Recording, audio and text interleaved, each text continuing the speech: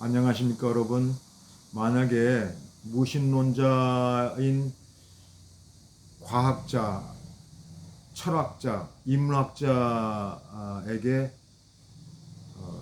하나님이 없다는 주제와 명제의 담론으로 논문을 쓰게 하면은 그 논문의 결론은 어떻게 나올까요? 안 봐도 비디오죠. 하나님이 없다는 그 내용으로 결론을 내릴 것입니다.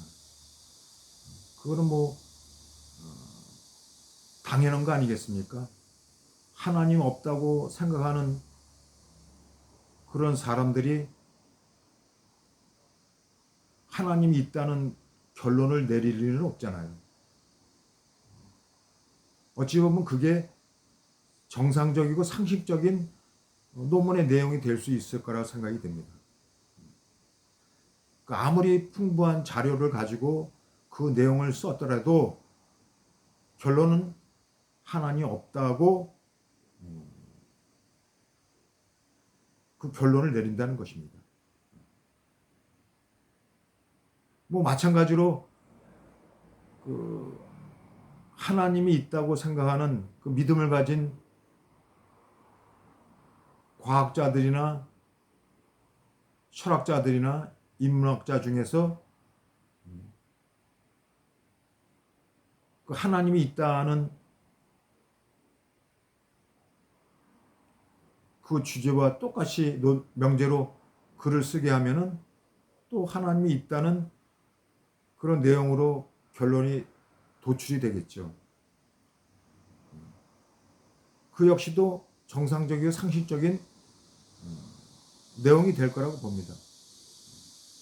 그러니까 결국은 학자든 누구든 어느 누구든 그 자기가 갖고 있는 관점, 그 시각에 의해서 결론이 나올 수밖에 없다는 그 생각을 우리가 정상적으로 상식적으로 받아들일 수 있다는 거예요. 이 하나님이 있다 없다는 이 주제나 명제로 어떤 명확하게 그것이 맞다 틀리다 할 수 있는 그런 문제가 아니기 때문에 자기의 어떤 갖고 있던 신념이든 이념이든 사상이든 자기가 갖고 있던 그 인식의 내용들이 나올 수밖에 없는 것이고 그것을 논증하는 그런 과정 속에서 어떤 결과를 도출시킨다 하더라도 그거는 학문적인 영역이니까 정상적이고 상식적으로 받아들일 수 있는 그런 부분이 많이 있다는 것이죠.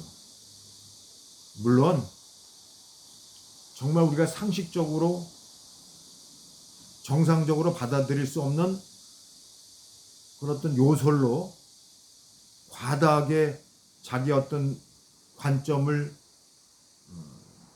어떤 논리적인 그 내용으로 논증해 가려는 사람들도 있지만은 그러나 대부분의 정상적인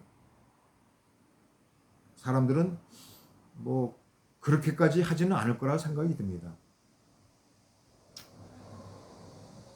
근데 제가 왜 이 말씀을 드린가 하면은 하나님이 있다 없다는 이 논증은 사실 학문의 영역이 아니고 어떤 신앙의 영역, 믿음의 영역이기 때문에 그 논증 자체가 우리에게 확실한 정답을 가르쳐 줄 수 없는 거지만 그럼에도 학문의 영역이니까 가능하다는 것인데 좀 전에 말씀드린 것 같이 무신론자의 입장에서 쓰는 어떠한 논증은 결국은 무신론적인 그 하나님이 없다는 그 논리가 반영될 수밖에 없다는 거예요. 그 반대 영역도 마찬가지고. 이게 무슨 얘기냐? 결국은 요즘 시세말로 답정너가 된다는 거예요. 그러니까 자기가 갖고 있는 그 생각이 그 나오는 그 모습 속에서 상대방을 설득하려는 그런 내용들이 들어있는 논증이 될 수밖에 없다는 거예요. 거기에 대해서 동의를 하든 그렇지 않든 그거는 뭡니까? 독자들의 몫이겠고 그 생각에 동의하는 사람들의 행태인 것이죠. 그러나 그 답정너라는 그 의미 속에는 굉장히 조심하고 우리가 다시금 우리의 생각들을 정리할 필요가 있는 이 내용이라는 거예요.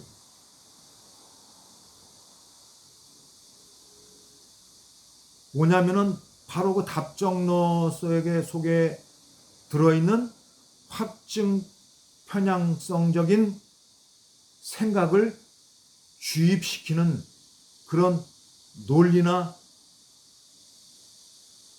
이 논증의 어떤 비정상적인 비상식적인 그런 내용이나 모습들이 드러날 수 있다는 것입니다. 그러니까 이게 이 답정너라는 이 시세말이 학문적으로도 드러날 수 있는 문제예요.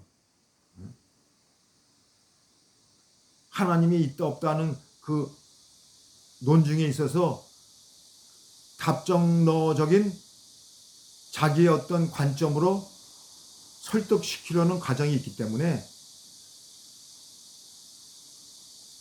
마찬가지로 오늘 우리가 지금 보여주는 이 정치 사회적인 문제에서 이런 답정너 같은 그런 행태들을 벌이고 있는 집단들이 있다는 겁니다. 보세요. 그 이상한 푸른 초가집 나쁜 변태 정치꾼들이 여전히 이 보안 수사권 폐지 이 강력하게 추진하겠다고 공언하고 있잖아요. 그런 나쁜 정치 쇼를 벌이는 이유가 뭐냐면은 결국은 답정너 같은 그런 정치 변태 행위를 하고 있다는 거예요. 그런 것을 국민에게 아니 자기들 그 강성 지지층에게 보이려는 그런 모습들을 정상적으로 여기고 있다는 거예요. 이게 얼마나 무섭습니까? 대부분의 국민들은 그 보안 수사권 폐지의 문제에 대해서 이거 옳지 않다고 생각하는 국민들이 대다수인데 어째 이 집단들은 그렇게 보지 않는 건 뭐예요? 바로 답정너의 그 함정에 빠져 있기 때문에 그러는 거예요.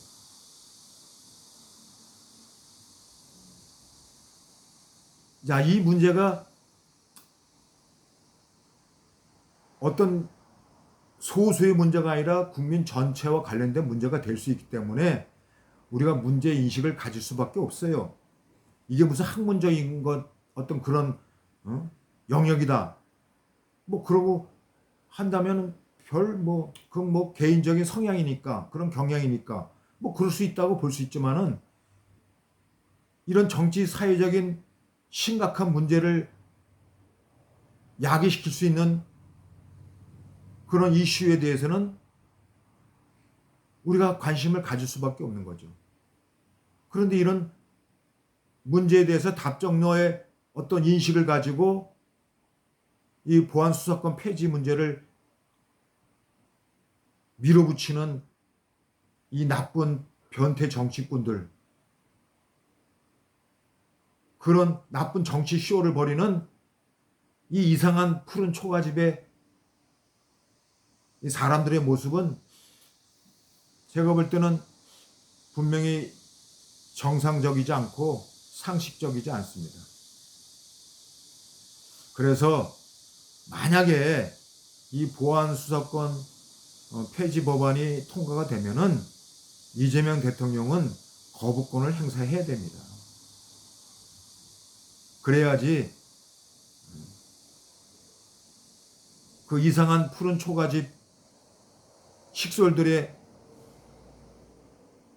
그 변태적인 정치 행위를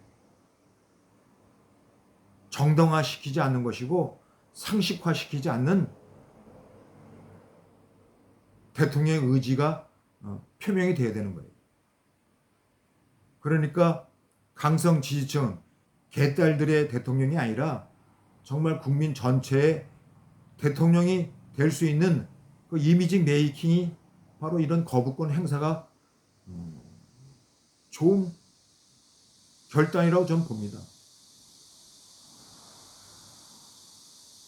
특별히 이재명 대통령이 중도 실용주의 정책 노선을 표방도 했기 때문에 만약에 이 엉뚱한 법안이 통과가 되면은 거부권을 행사하십시오.